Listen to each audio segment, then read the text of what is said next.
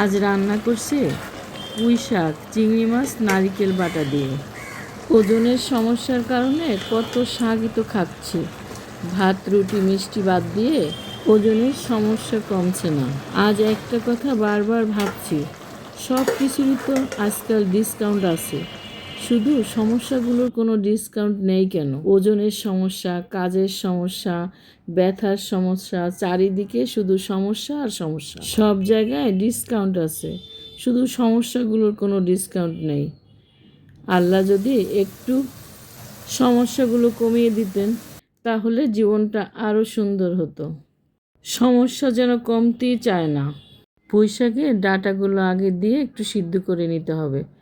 কিছুক্ষণ ঢাকনা দিয়ে আমি ডাঁটা সিদ্ধ করে নেড়ে চেড়ে পানিটা শুকিয়ে নিয়ে এর মধ্যে পুঁই পাতাগুলো দিয়ে দিলাম। ডাঁটার সঙ্গে পাতাগুলো একত্রে দিলে শাকের কালার নষ্ট হয়ে তামাটে হয়ে যায়। সামান্য একটু সময় ঢেকে রেখে, আর ঢাকনা দেওয়া যাবে না, উল্টিয়ে পাল্টিয়ে আমি রান্না করে নেব একটু ভিজা ভিজা করে। শাক সিদ্ধ হলে নামিয়ে নেব। শাক রান্না কেমন হলো কমেন্টে জানাবেন।